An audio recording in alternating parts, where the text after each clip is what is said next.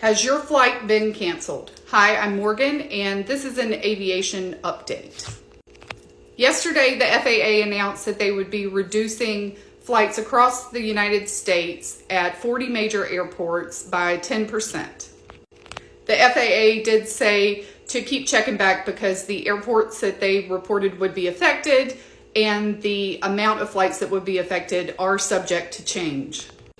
If you're flying in the next couple of weeks, you may want to know whether or not your flight is affected by this reduction in operations. And FlightAware is keeping track of the total number of delays and cancellations across the country. As of 7:59 a.m. Arizona time, FlightAware was reporting that there were 12,618 delays and 1,158 cancellations into, within, or going out of the United States. I would expect that that number will rise as the day goes on. FlightAware's cancellation tracker also keeps track of the number of flights that are canceled and delayed by airline, but there are a couple of things to remember when looking at these numbers. If you're flying on some of the major U.S. airlines like American, United, or Delta, your flight could be operated by a regional airline that flies under the umbrella of the major airline. FlightAware is also keeping track of cancellations and delays by airport.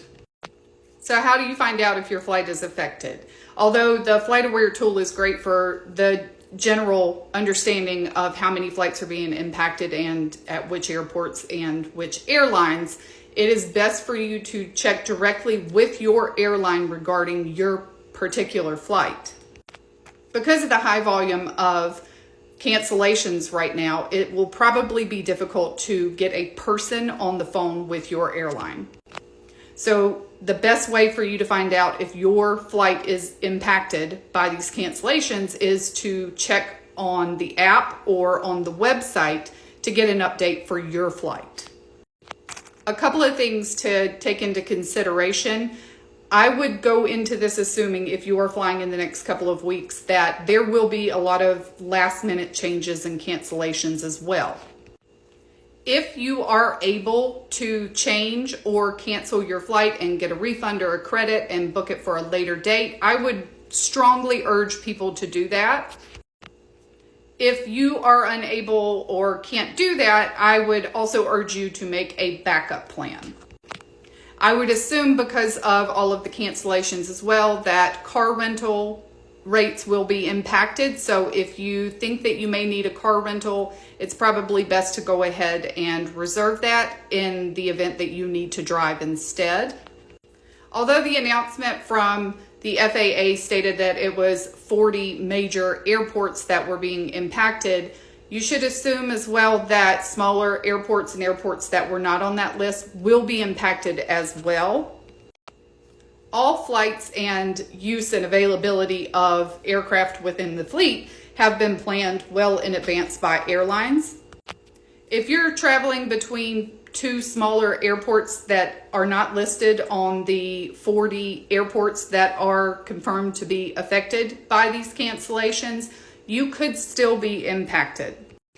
Travelers should assume that there will be a lot of last minute changes, updates, and reshuffling of planes, crew members, and updates across the board. Follow my page if you want to stay up to date on aviation safety alerts and travel tips. Please remember to be patient if you are traveling. TSA agents are not receiving pay right now, and that is putting a lot of stress, not only on the system, but on the individual people as well.